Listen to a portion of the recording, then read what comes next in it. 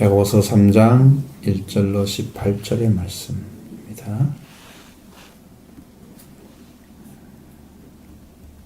공독하겠습니다. 네, 형제들아, 너희는 선생된 우리가 더 큰 심판을 받을 줄 알고 선생이 많이 되지 말라. 우리가 다 실수가 많으니 만일 말에 실수가 없는 자라면 곧 온전한 사람이라 능히 온몸도 굴레 씌우리라. 우리가 말들의 입에 재갈을 물리는 것은 우리에게 순종하게 하려고 그 온몸을 제어하는 것이라. 또 배를 보라. 그렇게 크고 광풍에 밀려가는 것들을 지극히 작은 키로서 사공의 뜻대로 운행하나니 이와 같이 혀도 작은 지체로 돼 큰 것을 자랑하도다. 보라, 얼마나 작은 불이 얼마나 많은 나무를 태우는가. 혀는 곧 불이요 불의 세계라. 혀는 우리 제 중에서 온몸을 더럽히고 삶의 수레바퀴를 불사르나니 그 사르는 것이 지옥 불에서 나느니라. 여러 종류의 짐승과 새들, 새며 벌레와 바다의 생물은 다 사람이 길들일 수 있고 길들여 왔거니와 혀는 능히 길들일 사람이 없나니 쉬지 아니하는 악이요 죽이는 독이 가득한 것이라. 이것으로 우리가 주 아버지를 찬송하고 또 이것으로 하나님의 형상대로 지음을 받은 사람을 저주하나니 한 입으로 찬송과 저주가 나는도다. 형제들아, 이것이 마땅하지 아니하니라. 샘이 한 구멍으로 어찌 단물과 쓴물을 내겠느냐. 내 형제들아, 어찌 무화과가 감람나무를 포도가 무화과를 맺겠느냐. 이와 같이 짠물이 단물을 내지 못하느니라. 아멘. 야고보서의 3장의 말씀은 선생된 자들을 향해서 더 큰 심판을 받을 것을 알고 선생되지 말라 경고를 합니다. 그 이유는 뭐냐면 선생들이 주로 가지고 있는 것은 말입니다. 말이 온전하게 안 자는 선생이 되면 안 되죠. 그래서 말씀을 하시는데, 자, 13절로 18절의 말씀에서는 지혜와 총명에 대해서 말씀하고 있습니다. 하늘에서 오는 지혜를 알 때 열매를 맺는 것이 달라진다. 성품도 달라진다. 선으로 행하고 화평을 심어 의의 열매를 맺는다. 이 말씀까지 다 했으면 참 좋을 건데 시간이 안 될 것 같습니다. 너무나 저한테는 너무 은혜가 되는 말씀이었는데 내가 준비를 다 못했습니다. 그렇게. 자, 우리에게 주신 말씀은 맨 처음에 선생에 대해, 교사에 대해서 말씀하고 있죠. 자, 먼저 형제들아, 다시 보겠습니다. 1절부터 1절 봅니다. 내 형제들아, 너희는 선생된 우리가 더 큰 심판을 받을 줄 알고 선생이 많이 되지 말라. 아멘. 디다스 칼로이라고 그랬습니다. 그러니까 여기는 선생님들아, 이건 좀 이상하잖아요. 선생들아, 그렇게 이제 들자가 빠진 거예요. 우리 한국어에는 되게 그냥 그 단수로 많이 사용합니다. 단수로. 복수를 갖다. 여기는 디다스 칼로이라고 해서 복수로 교사들아 이렇게 되어 있습니다. 교사들, 선생님들아. 사실 선생은 가르치는 기능보다 여기서 쓰이는 것은 높이는 데 쓰이는 경칭의 의미입니다. 여러분, 그런데 선생은 더 큰 심판을 받는 대상이라고 야고보서에서 경고의 말씀을 주고 있습니다. 선생이 되는 것은 매우 큰 명예를 가지게 됩니다. 그리고 존경의 대상이 되죠. 많은 사람에게 신뢰를 가지게 되고 그 사람은 많은 영향력을 끼치게 된다. 세상을 바라보는 시각일 수 있습니다. 그러나 그렇기 때문에 우리나라에서도 과거에 선생님이라고 불렀던 사람이 있죠. 사회적으로 굉장히 인정을 받았습니다. 그분은 선생이라고 불렀습니다. 반드시. 일본 사회도 그런다고 합니다. 선생이라는 위치는 존경에 위치합니다.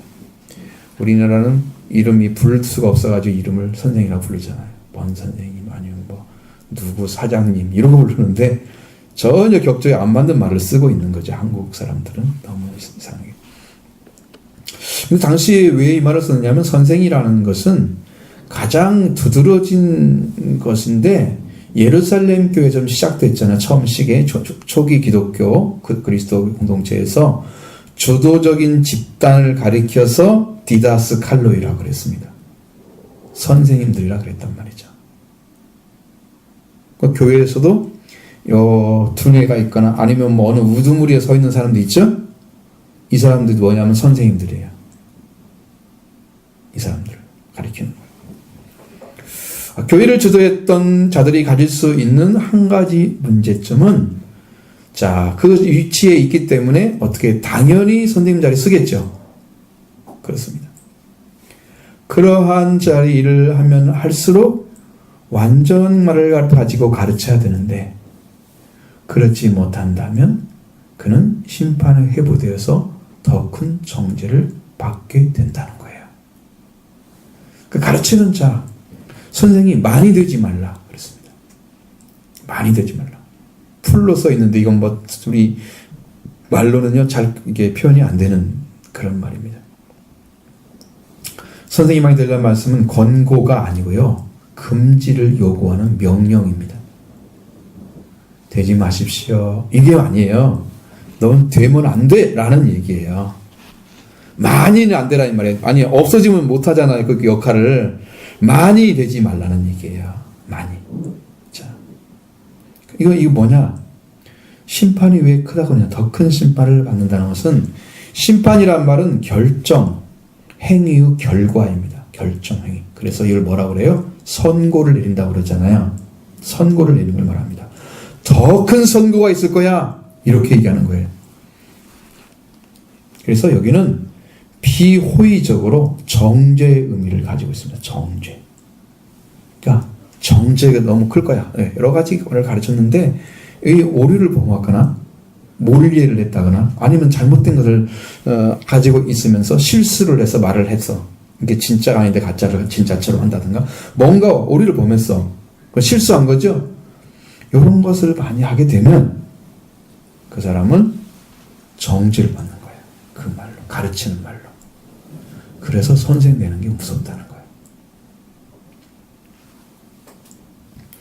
다른 사람 앞에서 높임을 받는 자의 일을 하게 되면 더 큰 정죄가 있을 것이니까 선생이 많이 되지 말라고 경고하고 있습니다. 선생이 가져야 할 가장 중요한 기능 중에 하나는 가르치는 것입니다. 존경이 대상이 되어도 그가 가르칠 수는 어떤 그 교훈이 있어야 되잖아요. 분명히 있어야 선생님 역할을 하죠. 가르치는 수단이 바로 말과 그 행위들입니다. 근데 대부분은 행위가 중심입니까? 아니죠. 말이 중심이죠.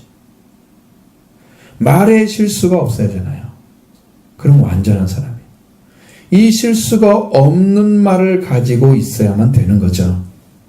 선생이 돼도 상관이 없는데 실수를 많이 하는 말을 가지고 있는 사람들은 선생이 되면 안 되는 거죠. 2절을 보겠습니다.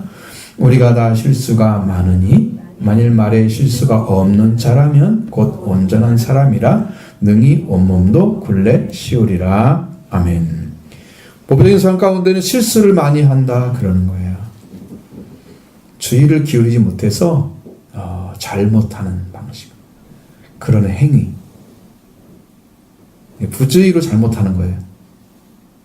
주의를 조금 더 기울이면 정확하게 말을 할 수 있는데 그냥 어쩌다가 그냥 말 툭툭 튀어나오고 어쩌다가 하니까 또 다른 말을 하고 잘 모르는 말을 하고 이렇게 돼요. 우리가 실수가 많은데 말에 실수가 없으면 곧 온전한 사람이다. 온전한 사람이 될 수 없는 존재가 사람입니다.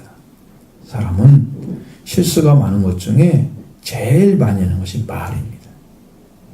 말. 줄을 기르지 않고 잘못하고 툭 던져가지고 이제 상대방 마음을 건드려서 싸우고 막 이런 것들이 막 생기잖아요.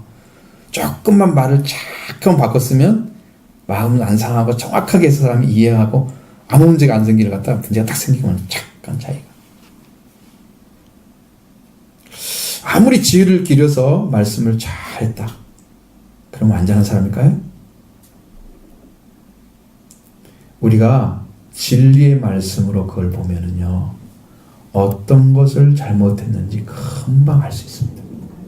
어떤 행위를 잘못했는데 금방 깨닫습니다. 그래서 말에 실수가 없는 자라면 온전한 사람, 이제 오늘은 완전한 사람, 모자람이나 흠이 없는 사람, 완전하다고 합니다. 성경에서 온전하다는 뜻은요, 결점이 없이 완전하다는 뜻을 가지고 있습니다. 그러니까 이 온전하다는 말이 더 많은 걸 포괄하는 말씀이에요. 완전하다는 말보다. 결점이 없이 완전하다. 자, 말에 실수가 없지. 결점이 없이 완전하게 잘 쓴 사람이 있을까요? 이건 확실하게 잘할 수 있는 사람은 그 사람이 삶에 어떤 생각이나 혹은 그 사람의 삐뚤어진 마음까지도 다 읽어내야만 실수를 하지 않을 수 있습니다. 자, 예수님이 보셨을 때 속으로 무슨 말을 하는 것을 아시고 실수가 없는 거예요. 그러나 대부분 사람들은 겉의 행위나 아니면 누구의 들었던 말을 가지고 막 말합니다. 그럼 괜찮은 줄 알죠. 그래서 싸우는 거야. 네가 내 마음을 알아? 내 속마음 알아? 네가? 그러고 싸우면 어떨 거야? 네가 틀렸잖아. 실수한 거죠. 속마음까지 꿰뚫어 보면 그 사람이 더 이상 할 말이 없으니까 이것은 그 사람이 굴복하게 되어 있는 거예요. 이게 온전한 말이죠. 이것 안 가지면 실수하는 자예요.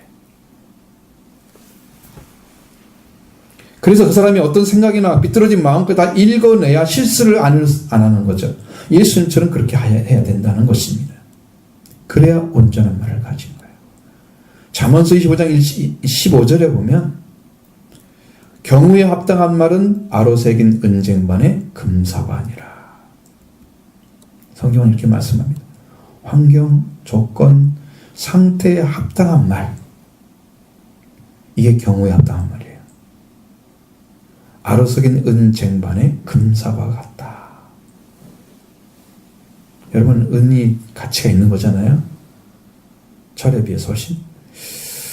근데 거기에 금사과가 딱 있습니다. 가치가 확 올라가는 거죠. 금사과가 어디? 그냥 어디 뭐 땅에 처박혀 있다. 아무 가치가 없이 느껴지잖아요. 그러니까 그게 정확하게 맞는 말을 했을 때만 가치가 올라간다는 의미예요. 온전한 가치를 가질 수 있다는 거죠. 그래서 말에 실수를 하지 않는다는 것은 항상 주를 기울여도 그 속마음까지 읽어내지 못하면 안 된다는 것이죠. 불가능하다는 것이죠. 겉으로 보고 이렇게 저렇게 말을 했다가 사람들이 네가 내 마음도 모르면서 하면서 싸우고 하는 걸 충분히 많이 봤잖아요. 그리고 가족끼리도 내 마음도 모르면서 가족끼리도 싸우잖아요. 서로의 마음을 몰라주면 싸우게 되어 있습니다. 왜? 속마음을 못 읽으니까. 진심이 뭔지는 뭔지를 모르고 내가 생각하는 그것만 가르쳐줘. 말을 하면 싸웁니다. 그래야 우리 말에 결점이나 모자람이 없이 없는 말, 온전한 말을 가진 자, 그건 예수 그리스도께서 그렇게 하셨습니다. 그 사람은, 이렇게 말을 가진 사람은 온몸까지도 굴레 씌우리라. 이 말은 이제 말을 완전히 가졌으니까요. 자기 몸을 제어할 수 있다. 그 말이에요. 자기 행동을 제어할 수 있다. 자기 삶을 제어할 수 있다는 얘기예요. 이 말에 실수가 없는 자가 온전한 사람이고, 이 사람은 온전한 능히 온몸까지도 제어할 수 있다라고 말씀하고 있습니다. 그러니까 말에 결점이 없고 모자람이 없고 흠이 없는 사람, 여러분들 그걸 사모하시길 바랍니다. 의리로 말씀을 가지게 하고 완전한 그리스도 안에 있는 자의 그런 위치를 찾게 되면 여러분들 그런 기능할 수가 있는 거죠. 여러분 소망이 없습니까? 전혀 무반응이고 보니까 나는 가능성이 없는 것 같아. 이러고 있는 것 같아. 속으로. 말에 실수가 없는 온전한 사람은 자신의 몸까지 제어할 수 있는 제어 장치가 분명합니다. 그래서 우리가 말들에게 재갈을 물리는 건 뭐냐면 우리에게 순종하게 하려고 그러는 것이죠. 3절 보시죠. 우리가 말들의 입에 재갈을 물리는 것은 우리에게 순종하게 하려고 그 온몸을 재갈을 하시라. 여러분 재갈이라는 거 아시죠? 말을 부리기 위해서 입에 가로로 불리는 새 토막이 있습니다. 이걸 마함이라고 합니다. 마함. 우리는 재갈이란 말을 써야 정확히 잘 알아듣는데 그 종류가 굉장히 많더라고요. 이렇게 걸려가지고요. 이렇게 동그라미 이렇게 고리가 있어요. 그리고 쇳덩이가 이렇게 붙어가지고 이렇게 해서 입을 딱 이렇게 넣는 거예요. 그럼 말이 입을 꽉 못 다물기 때문에 말에 이것이 엄청 강력하거든요. 힘이 막 뜯어먹고 보면 사람 물어도 굉장한 상처를 입고 하면 뜯어버리지도 몰라요. 팔 같은 거 엄청 강하니까 목도. 그걸 갖다가 말을 안 듣는 그걸 잡아다니면 아프잖아요. 말을 듣게 만들지. 제어하는 거죠. 재갈을 물리는 겁니다. 말을 사람에게 순종하게 하려고 재갈을 물리는 거예요. 그 재갈이 말에게 물려지게 되면 사람에 의해서 제어자 할 때 따르도록 그 기능을 하게 만들어요. 말을 안 들면 잡아다니지. 잡아다니면 아프죠. 그래서 자기 일을 못하고 사람 말을 듣게 만들어요. 동물은 그렇게 돼 있어요. 자, 이 제어라는 제어 장치가 있잖아요. 제어 장치가 그러니까 상대편을 눌러서 억눌러서 제 마음대로 다루는 거예요.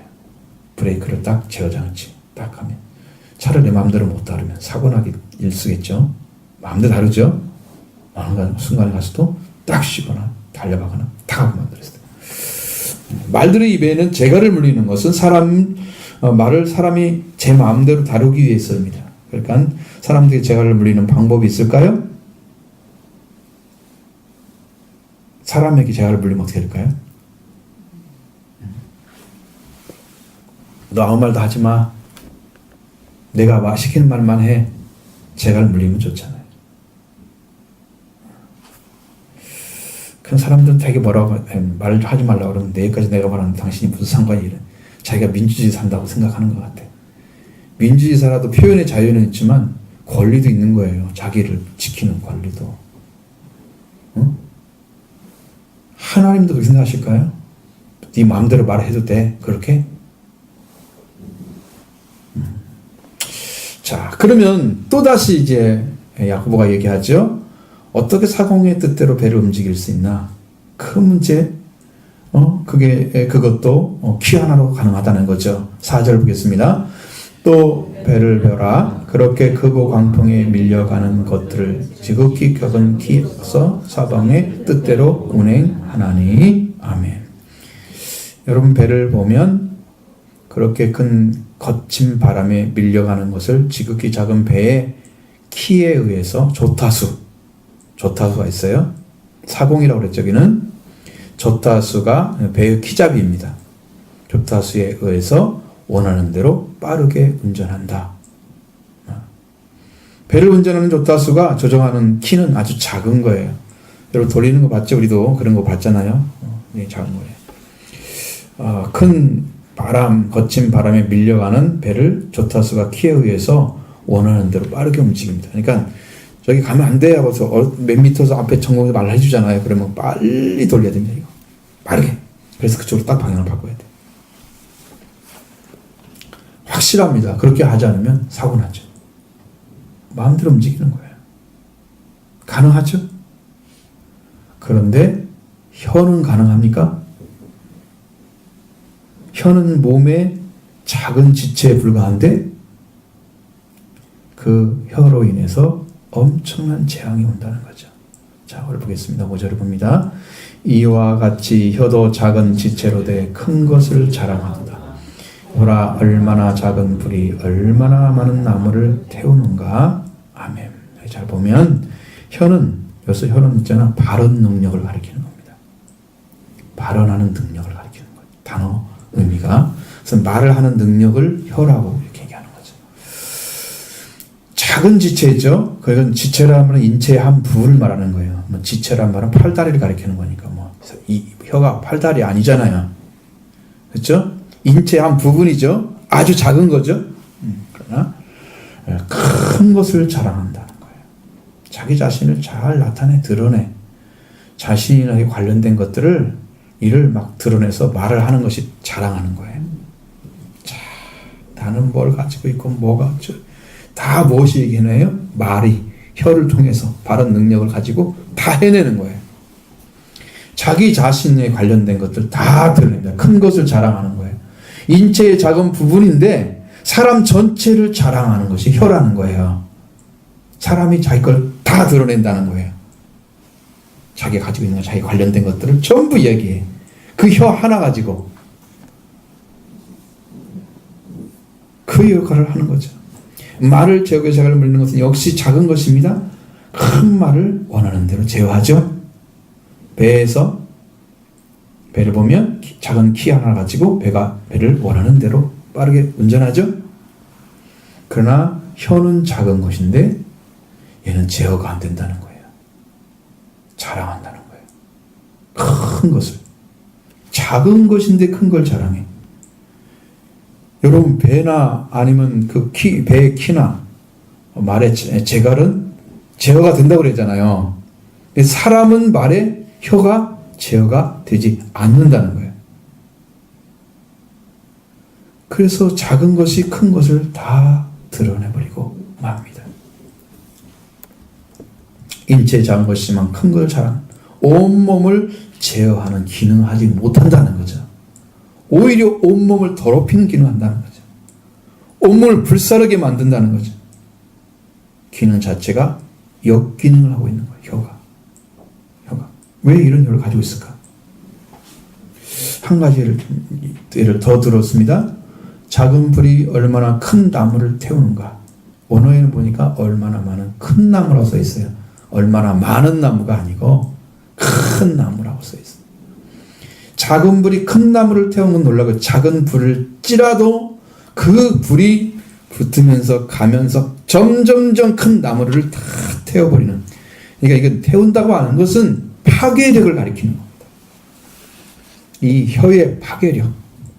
작은 건데 큰 것을 완전히 불살아버리는 거죠. 없애버리는 거죠. 이러한 기능을 하고 있다는 거죠.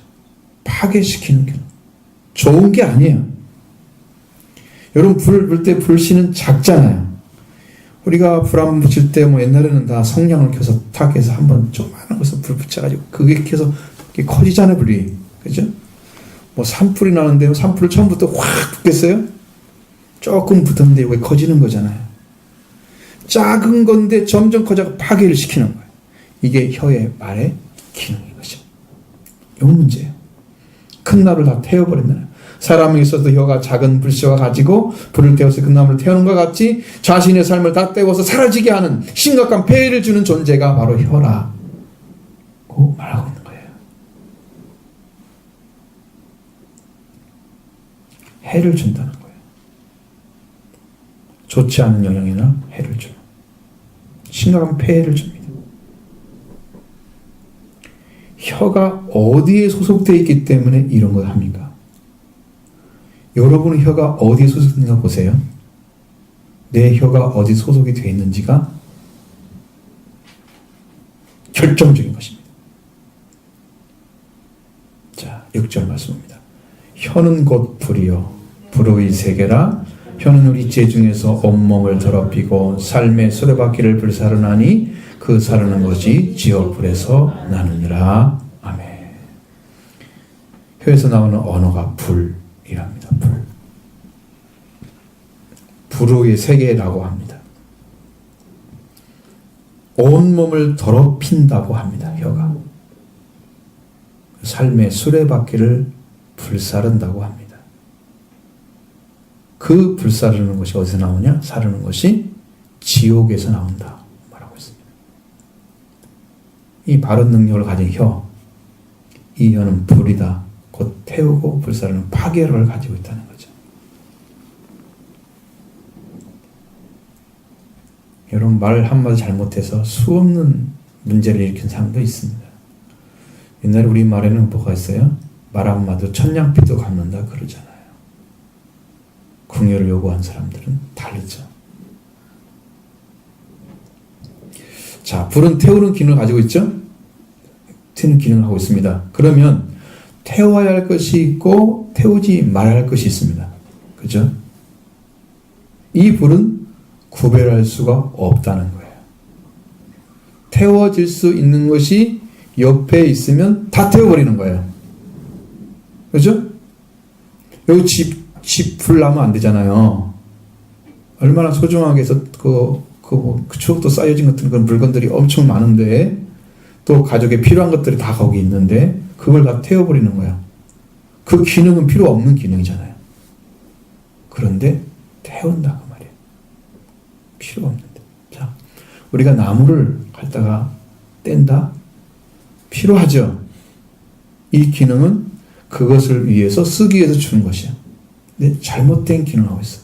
그러면 우리의 혀도 태울 건 태우되 태우지 않은 건 다 보호해야 할 기능을 가지고 있어야 되는데 이 기능을 못 한다는 거예요. 그냥 닿는 것마다 다 태우는 거야. 불이란 말이죠. 얼마나 심각해. 이 불은 구분할 수 있는 사람이 누구예요? 이 불을 잘 구별할 수 있는 사람이 사용할 때는 구분해서 태웁니다. 좋은 일을 행하거나 올바르게 살도록 하지만 잘못된 말을 넣어주어서 자신의 생애를 불태워버리는 죄를 범하기도 하는 게 말이에요. 혀예요. 큰 나무를 쬐도 불사르면 곧 사라져버리고 그것은 파괴를 가리키는 것입니다. 혀가 이런 기능을 하고 있다는 거예요.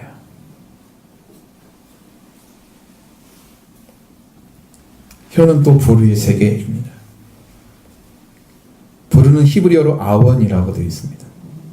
이건 뭐냐면 한 종류, 죄의 한 종류인데요. 사악한 행위를 가리키는 단어입니다. 아원이란 말은. 근데 그것이 어디에, 뭐에 기초를 두고 있냐 그러면 의도적으로, 의식적으로 악을 만들어내는, 그러니까 이 안에 악이 이렇게 태어나서 계속해서 그 악을 생산해내고 있다. 여기는 행위의 성질이나 동기와 내용, 이런 것들을 이야기하려고 하는 거예요. 그러니까 왜 거기서 그게 나오지? 그것이 어디서 출발했기 때문에 그게 나오는 거야? 이 동기가 있잖아요. 그 내용이 뭐야? 그 내용이 있겠죠. 이것이 하나님의 말씀과 상관이 없는 것에 그게 시작이 되어 있으면 그 말이 불의의 세계를 갖게 되는 거예요. 그래서 사악한 행동으로 나타납니다. 자, 신약의 불의는 뭐냐면 아디키아라고 합니다. 아디키아. 불의 부정행위를 가리킵니다. 불의나 부정행위. 그래서 사악한 행위. 구약적으로는 혀는 사악한 행위, 부정한 행위, 이 두 가지를 가지고 있습니다. 사악한 행위의 성질을 혀가 정합니다. 사악한 행위를 동기와 내용도 혀에서 나옵니다. 불의의 세계란 말을 할 때는 그 동기가 무엇이냐 라는 거죠. 그 말이 왜 무엇에서 출발해서 그렇게 그 말이 나왔는지, 이 말, 그 혀가 불의의 세계라는 거죠. 자, 불의의 세계는 하나님께로 출발하지 아니한 말을 가지고 있는 사람. 사악한 행위, 부정한 행위, 하나님을 떠난 자에 나타나는 것입니다.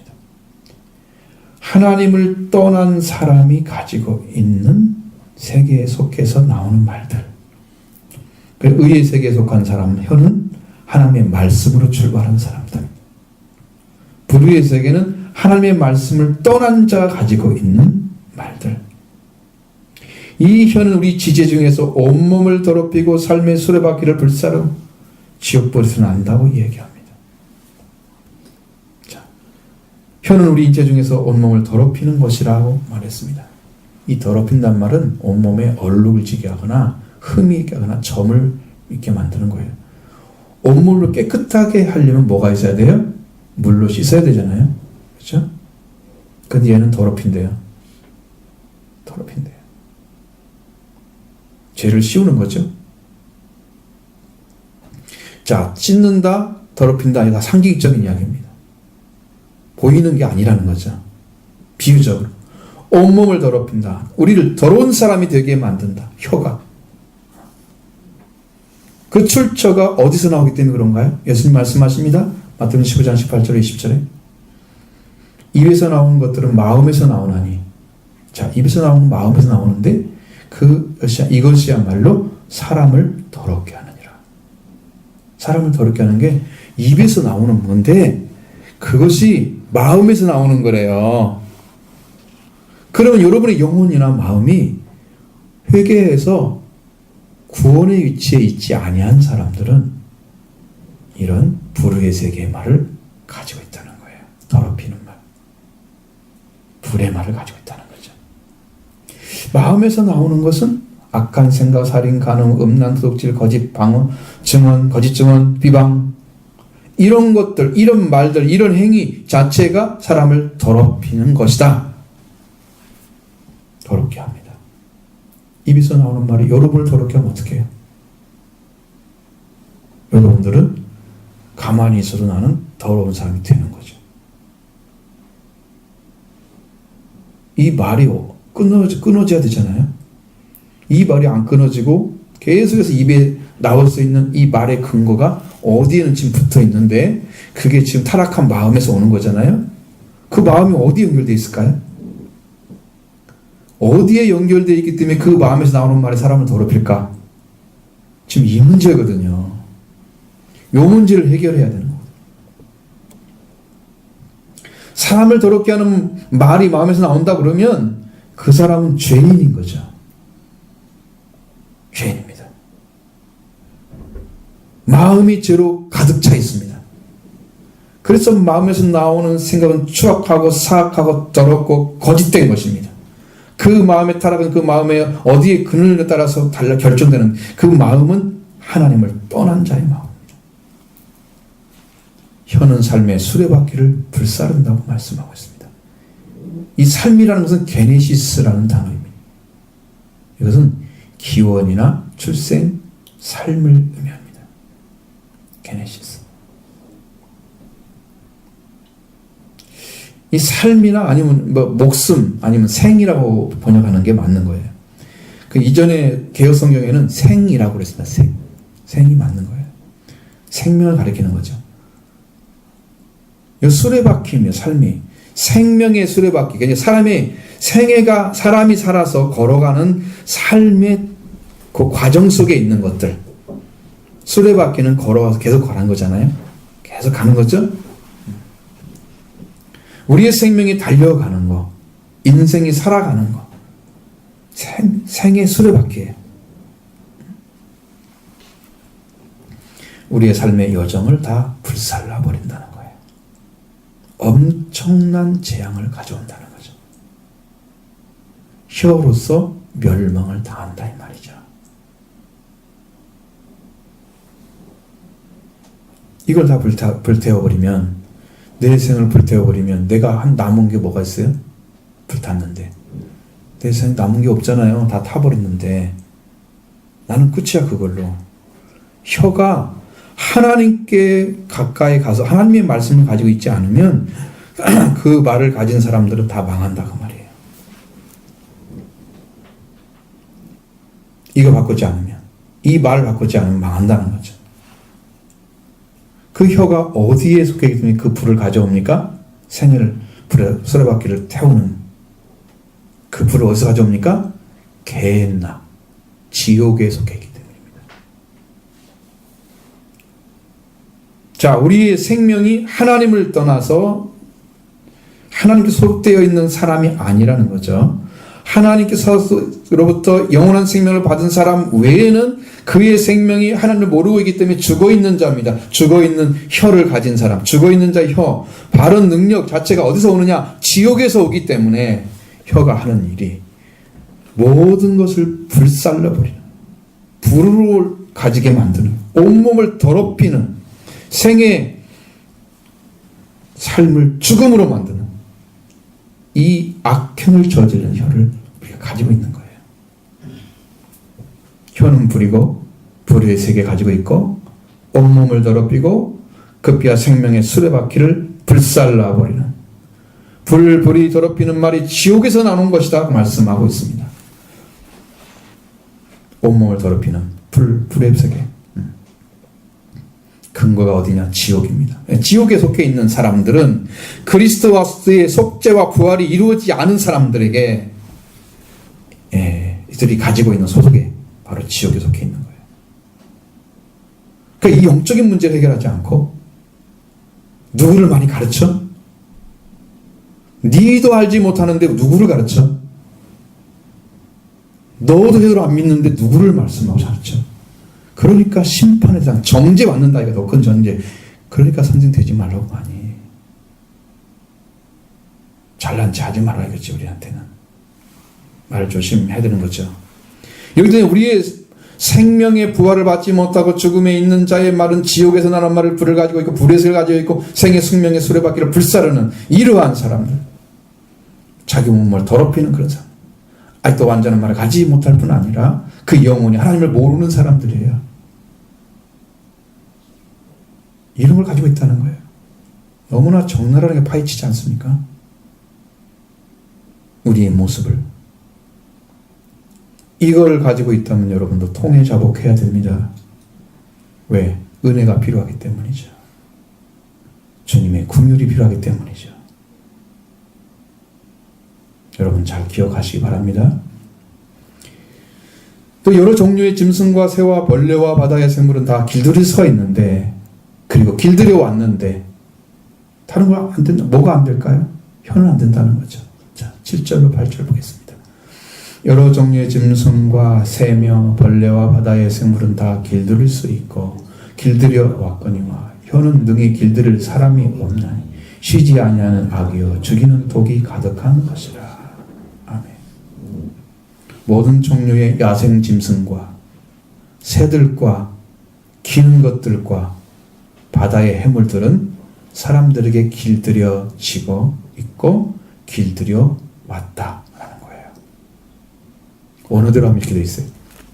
그러니까 지금 하나님께 창조하신 대로 되었습니다. 창세기 1장 28절에 바다의 물고기, 하늘의 새, 땅에 움직이는 모든 생물을 다스리라 했죠? 그래서 사람 아래 다 동물들이 존재해요. 물론 사람을 해치는 것은 극히 드문 경우죠. 동물이 있는 목적이 아니잖아요. 걔들은 다 사람에게 제어당하죠. 길들여졌고 길들여 왔습니다. 사람들이 부리기에 합당하게 좋게 따르게 만들었어요. 그러니까 어지간한 것들은 사람 가면 다 도망가는데 그렇지 않은 동물도 한 번씩 있죠. 있습니다.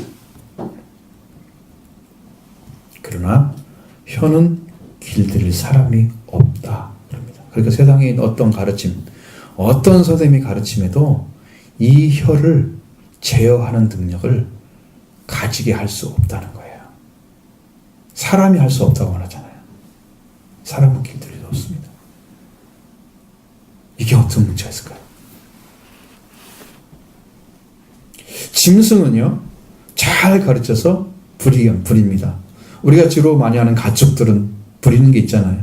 소와 말 같은 거, 말 같은 거 잘 키우지 못하지만 옛날에 소는 많이 키웠어요. 달구지 달구를 달면서. 아니면 쟁기질하고, 아니면 뭐 이렇게 이제 그것으로 인해서 이렇게 방아를 찢는 경우도 옛날에는 있었거든 아주.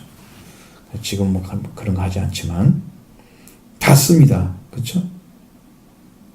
부리기 좋게 만들었잖아요. 잘 따르게 만들었죠. 요즘 멍멍이는 천만치대라 그러잖아요. 집에서 대접받고 살잖아요. 걔들 병원도 있습니다. 그냥 아프면 데려가고 그냥 거기다 옷도 다 입히고 파마도 해주고 몸도 얼마나 이쁘게 하는지. 그냥 사람보다 더 대접받고 삽니다. 동물이 차라리 짐승이 낫다고 생각하는 사람도 있을 것 같은 그 정도의 어떤 삶이 지금 뭐 유지되고 있잖아요. 6.25도 많긴 하지만 어쨌든 그렇습니다. 사람이 말을 가장 정확하게 완전한 말을 하도록 하는 것은 사람이 그 사람에게 아무리 가르친다고 되는 게 아니에요. 그 말을 가질 수가 없는 거죠.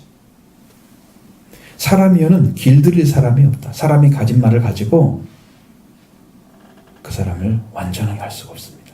길들여지지가 않는다는 거죠. 왜 안 될까요? 사람이 길들여지려면 하나님의 말씀으로 들어가야 길들여집니다. 하나님의 말씀을 아는 그 혀는 그 안에 하나님이 계시고 하나님 말씀을 주시고 그의 생각과 사고의 세계를 점령해 주시기 때문에 가능한 거예요. 그랬을 때 하나님 말씀 주시는 사람이 되는 거죠. 이런 말을 가진 자가 구원을 이룬 자예요. 말에 실수가 없어. 부지 잘못한 일이 없게 만드는 완전한 사람을 가질 수 있는 거죠.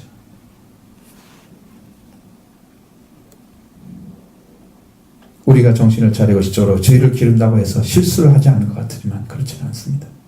그냥 말씀을 가진 하나님 말씀을 가지고 하나님 말씀을 가진 사람들에 의해서 성령에 의해서 그 경우에 합당한 말을 할 줄 아는 지혜를 가진 자가 있다는 말이죠. 누가 사람을 길들이겠습니까? 길들인 사람이 있을까요? 이 혀는 쉬지 아니하는 악이라고 말하고 있습니다. 쉬지 않다는 것은 뭔 말이냐면 가만히 있지 않다는 뜻입니다. 이 혀는요 어느 순간에 말을 하고 있습니다. 그죠? 생각을 내뿜고 있습니다. 말을 합니다. 가만히 있지 않는다는 거죠. 근데 뭘 나타내냐면 악을 나타내. 계속해서 악을 드러내는 자로.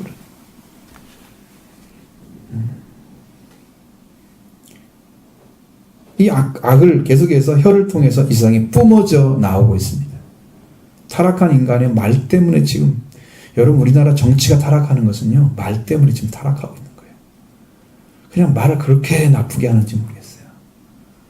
칭찬의 말은 한마디도 없습니다. 다 불만 불평 비판만 깍둑 차 있는 나라. 그리고 서로 대립만 할 줄 아는 그게 기싸움인지 뭐인지 모르겠지만 정치적으로는 할 때는 제대로 딱 니네 잘했다 딱 해주고 그래야 국민들이 아 이거 페어플레이 하네 하고 인정을 받을 텐데 그런 모습은 보여주지 않고 늘 잘못한 거. 그래서 너 이거 정치 못하겠다. 아 이번에 우리 국회 못 열어. 그게 잘하는 줄 알고 국민들이 보기에는 얼마나 답답한지는 상상도 못하는 거예요. 배기도 싫어요. 그런 말을 하고 사는 사람 다 대립되어 있습니다. 쉬지 않는 악입니다. 정치만 그런가요?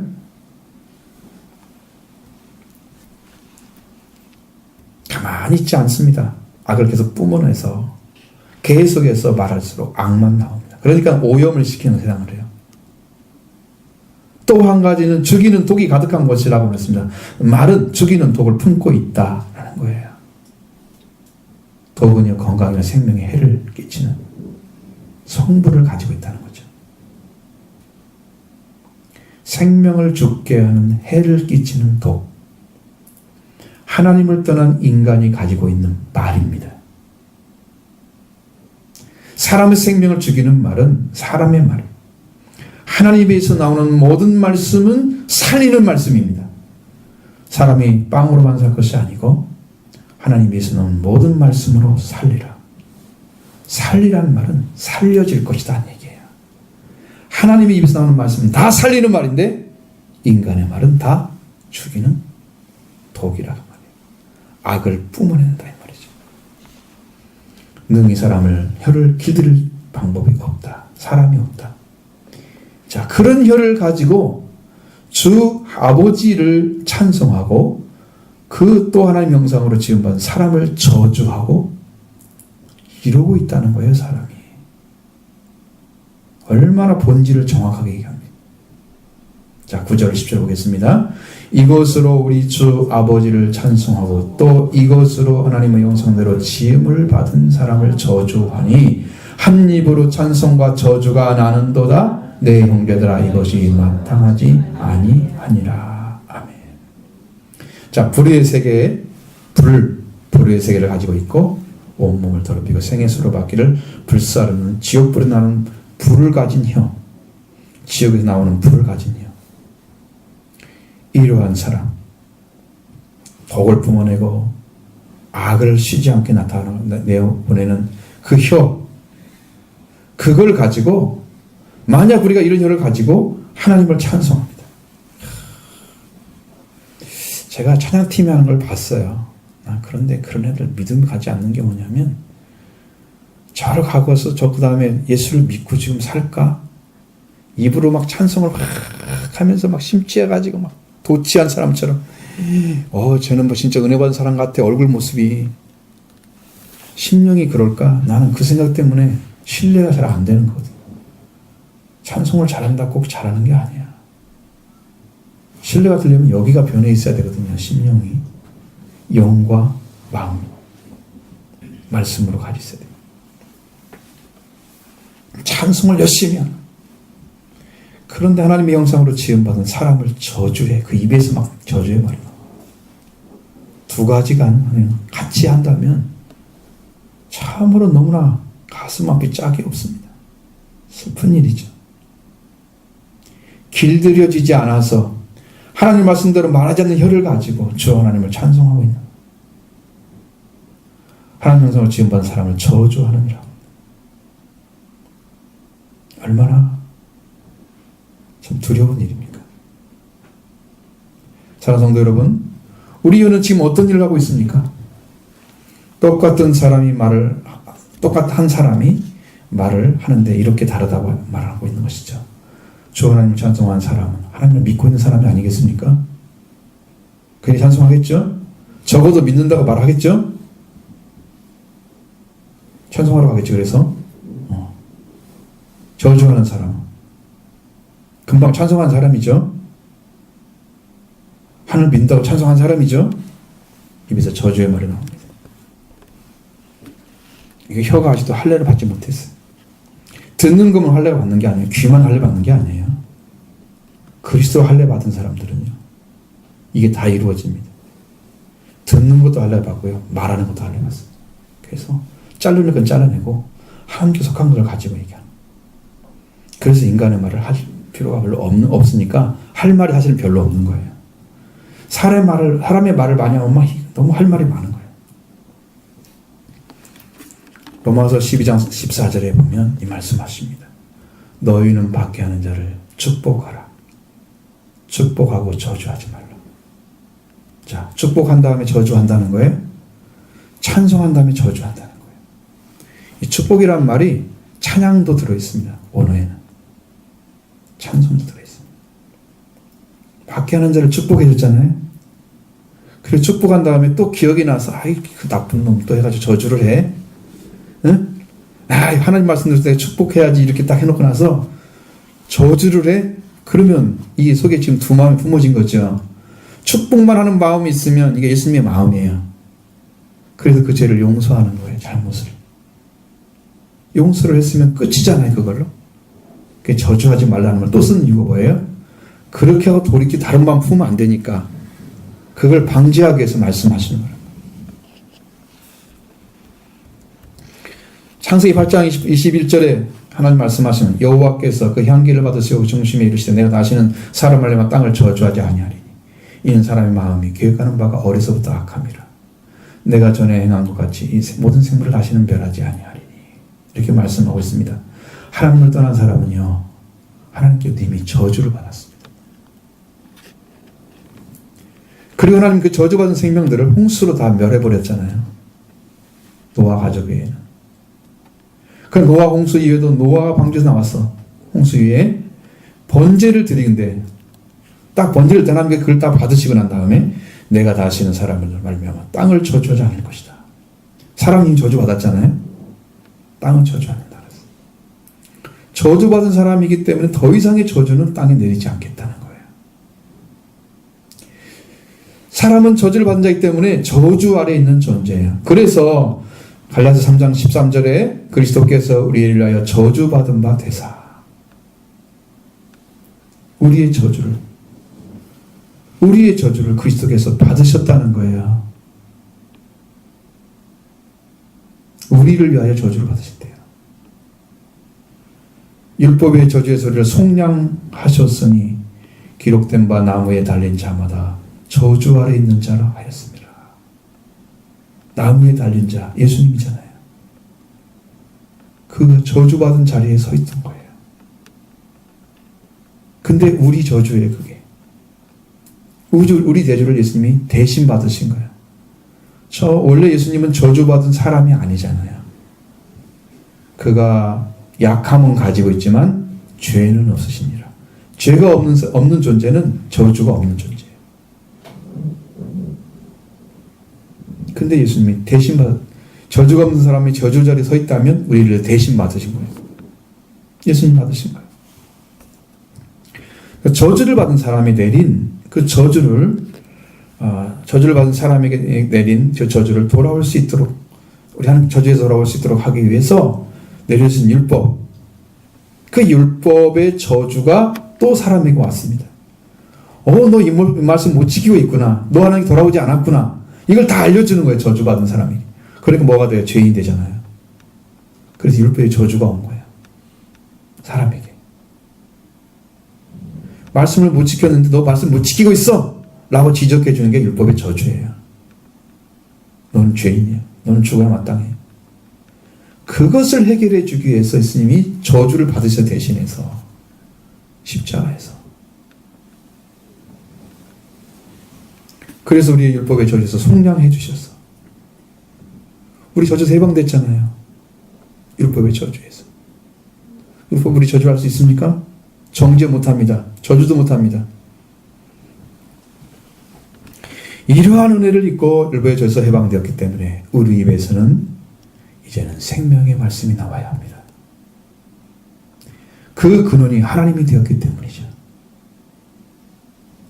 이제부터는 복만 빌어줘야 됩니다. 죄와 죽음에서 해방되었기 때문에 그 생명을 위해서 기도하는 자가 되어야 됩니다. 갈라디아서 3장 14절에 보면 이는 그리스도 예수 안에서 아브라함의 복이 이방인에 미치게 하고 우리로 말미암아 하여금 믿음으로 말미암아 성령 약속을 받게 하려 함이라 라고 말씀하십니다. 아브라함의 복이 이방에 미치게 하는 것이 저주에서 속량하신 목적이었다는 거예요. 그리스도께서. 아브라함이 받은 복이 뭐예요? 아브라함이 하나님의 씨를 낳는 복을 받았잖아요. 하나님을 떠나서 멸망받은 백성이잖아요. 이 중에서 아브라함의 복을 받게 되면 여러분 믿음으로 들어가면 하나님의 아들로 태어나는 복을 받는 거예요. 이게 얼마나 큰 건지 잘 모르시죠? 다 받게 될 줄로 믿습니다. 다 받으셔야 됩니다. 네, 다 받아야 됩니다. 이렇게 해서 복을 빌어주는 아브라함의 복을 받으라. 하나님의 자녀로 태어나라. 성령의 약속을 받아라. 믿음으로 라고 이 말씀을 축복해 줘야 되는 그 자리에 누가 서 있다? 지금 율법의 성령 받은 우리가 서 있는 자리인 거죠. 그 주 하나님, 주 아버지를 찬송하는 혀가 하나님의 형상으로 지음받은 사람 저주하는 일은 말이 안 되는 거죠. 한 입에서 찬송과 저주가 나온도다. 형제들아 이것이 당연하지 아니하니라. 이게 당연한 것이 아니다. 여기는 마땅치 아니라 그랬지만 원어 보세요. 당연하지 아니하니. 이 말이 얼마나 중요한지 보세요. 당연하단 말이 무슨 뜻이냐면 이것도 알아야 돼요. 이 말이 얼마나 놀라운 이야기인지. 자, 이 당연하단 말은 일의 앞뒤 사정을 놓고 볼 때 마땅히 그렇다 그런 말이에요. 자, 앞뒤 사정을 보면은 마땅히 그렇게 해야 돼. 근데 우리는 해야 된다 안 해야 된다? 아니하니라 그랬으니까 앞뒤 사정을 보았을 때 너는 마땅히 그 일을 하면 안 돼. 정확히 봐봐. 앞뒤를 봐봐. 이게 맞나? 이 말을 하면 안 된다 이 말이야. 그냥 마땅치 않아. 그러면 좀 잘못됐다는 얘기는 잠깐 하는 거잖아. 당연하지 않단 말은 엄청나게 더 강조하는 거야. 이게 더 맞는 말이에요. 당연하지 않은 거야. 절대 그렇지 않다는 거예요. 당연하지 않단 말은. 절대 그렇게 하면 안 된다는 거죠. 그런 말이 나올 수가 없다는 겁니다. 한 입에서 축복과 저주가 나올 수가 없다는 거죠. 찬송과 저주가 나올 수 없는 거죠. 이런 저주하는 일을 가지면 안 된다. 이것은 당연한 것입니다. 왜? 앞뒤를 보세요. 하나님 이렇게 은혜 주셨는데 이렇게 하면 되는가? 안 되죠? 당연히 안 되는 거예요. 자, 이렇게 나눠서 말씀했습니다. 11절, 12절 보겠습니다. 샘이 한 구멍으로 어찌 단물과 쓴물을 내겠느냐? 내 형제들아, 어찌 무화과 나무가 감람나무를, 포도나무가 이 무화과를 맺겠느냐? 이와 같이 짠물이 단물을 내지 못하느니라. 아멘. 자, 샘이 한 구멍으로 어찌 단물과 쓴물을 내냐? 그런 말씀은 샘의 구멍이죠. 물이 나오는 샘구멍 보셨죠? 가면 다 있잖아. 옹달샘 같은 건 다 보이잖아. 샘이 쑥쑥 올라오는 물이. 그렇죠? 뭐 우물이라고 안 그러겠어요? 밑에서 올라오는 것이 보이지 않게 그렇기 때문에 다 있죠. 자, 이 나오는 구멍, 물이 나오는 구멍에서 달콤한 물이 나오고 하나예요. 그 다음에 쓰거나 맛이 없는 물이 샘물이 분출하겠느냐 이렇게 돼 있어요. 달콤한 물이 나오고 좀 마시면 좀 맛있는 물 있잖아요. 약간 뭐 단물이 꼭 됐다는 의미가 아니잖아요. 느낌이 너무 좋은 물 있죠. 요 물이 나오는데 갑자기 또 바뀌어가지고 쓴물이 갑자기 나와. 아주 맛이 없는 물이 갑자기 바뀌었어. 이런 샘물 가봤어요? 없습니다. 하나님 만든 세계도요 그렇게 만들어져 있어요. 있을 수가 없다. 그렇게 하지 않는다는 거예요. 여기도 한 근원에 딱 들어가 있으면 지옥불에서 해결돼서 하나님 소속되어 있으면 찬송한 입을 가졌으면 여기도 어디가 연결되어 있어요? 단물에 연결된 거 똑같은 거죠. 그러니까 단물만 나와야 되죠. 어느 순간에 쓴물을 나오면 안 되겠죠. 이 말입니다. 하나님을 믿었다가 안 믿었다가 믿었다가 안 믿었다 이렇게 되는 거예요. 지금 말이 바뀌는 것은 그런 믿음이 어디가 있습니까? 세상에. 믿음이 하루 아침이 되는 거 아닌데 바뀌지 않죠. 또 무화과나무가 감람나무 열매를 맺겠느냐라는 거예요. 무화과나무는 그 마음의 고유의 품종이 있죠. 그렇습니다. 그래서 무화과나무에서는 무화과 열매가 맺어집니다. 너무 잘하는 거잖아요. 감람나무도 고유의 품종이기 때문에 감람나무 열매를 맺는 거예요. 자, 그런데 어느 날 무화과나무에서 감람나무를 맺었다고 그러면서 가져온 사람이 있다고 하면 여러분 믿겠습니까? 이 감람나무에서 무화과나무에서 따온 거야. 봐봐, 감람나무 열매잖아. 그렇게 딱 가져온 사람이 있다면 그 사람은 이사랑하는 사람이 될 거래요. 상 사람 믿어주겠어요? 근데 이상한 경우가 있다는 거죠. 있겠느냐라고 했는데 있을 수 있다는 거예요. 어쩌다 그렇게 될까요? 당연히 그렇게 하면 안 된다는 거죠. 자, 포도나무가 무화과나무를 맺겠느냐? 이상의 고유의 품종을 가지고 품종대로 열매를 맺는데 그렇지만 그렇지가 않다는 것이죠. 콩 심은 데 콩 나고 팥 심은 데 팥 난다? 속담이죠. 심은 대로 거두리라? 성경이죠. 다 맞는 말이잖아요. 다른 종류가 나오면 안 되겠죠. 한 가지 말을 가져야 하는데 찬송의 입술과 저주의 입술 두 가지를 가지고 사람이 맺어야 할 열매가 뭡니까? 말의 열매를 맺어야 합니다. 의의 열매를 맺어야 합니다. 여러분의 입에서 의가 나와야 됩니다. 불의가 아니죠. 축복이 나와야 됩니다. 저주가 아닙니다. 하나님을 찬송하고 기뻐했으면 하나님의 형상을 지음받은 사람을 축복해야 됩니다. 할렐루야. 이게 우리 정상적인 거죠. 이와 같이 짠 물이 단물을 내지 못한다 그랬으면 소금맛이 나는 물이 달콤한 물을 낼 수 있다? 못하죠. 금방 안 바뀝니다.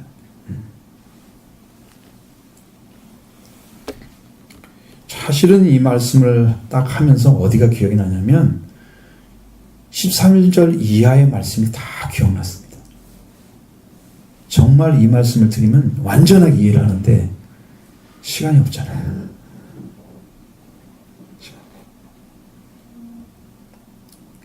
지혜와 총명에 대한 말씀을 드려야 돼요. 그러면 이 말씀은 왜 이것이 되는지를 알아요. 인과가 있잖아요. 큰 정확하게 이해를 하는 이 말씀을 드리지 못해서 하여튼 마음이 좀 무겁습니다. 자, 그럼 우리가 무엇을 해야 될까요? 우리는 하나님께로부터 우리는 완전한 말을 가져와야 된다는 거예요. 하나님 말씀을 가질 때 말에 실수가 없을 것이고 하나님의 성령이 함께 하실 때 우리는 사람의 심령을 읽으시고 그 도우시는 은혜로운 말씀을 전하는 자가 됩니다. 싸우는 게 아니죠. 성령으로 알고 성령으로 전할 때 실수하지 않습니다. 예수님도 하신 사역이 성령 사역입니다. 그래서 사람의 마음을 읽었죠. 그리고 정확하게 해서 완전한 마음을 주셨습니다. 그래서 그 하나님의 말씀 외에는 완전한 말이 없습니다. 이 땅에는 다 지식을 전하는 말이나 세상의 말이죠. 하나님 말씀만 생명의 말입니다. 그 말씀만이 여러분을 온전하게 합니다. 실수하지 않게 하죠. 결점이 없이 완전한 말을, 여러분을 살리는 말을, 생명의 말을 합니다. 자, 골로새 4장 6절의 말씀 보면 너희 말을 항상 은혜 가운데서 소금으로 마칠 냄과 같이 하라. 그리하면 각 사람에게 마땅히 대답할 것을 알리라. 이 말씀이죠. 소금으로 마칠 냄은 골고루 맛이 딱 품어졌을 때 맛이 있잖아요. 한쪽은 짜고 한쪽은 뭐 싱겁고 그렇게 못하죠. 소금을 넣으면 다 간이 맞아지죠. 이렇게 하라는 거죠. 말을 할 때 은혜로, 하나님의 은혜 가운데서 그 말을 다 가지고 있습니다. 모든 말이 다 소금의 맛을 나는 것처럼 다 돼서 이 맛을 내는 말로 다 바뀌는 거예요. 부패하지 않는 생명의 말로 바뀌는 거예요. 이 말을 전해주면 마땅히 내가 줄 말을 알게 된다. 상대방이. 그러면 이게 싸움이 없어지는 거예요. 이런 야고보스의 문제는 사라져버려요. 여러분 안에 이런 은혜가 함께하기를 바랍니다. 그래서 우리가 완전한 말을 가진 자가 돼서 이제는 여러분이 증인의 삶으로 들어갈 때가 왔습니다. 은혜 속에서 승리하시기를 바랍니다.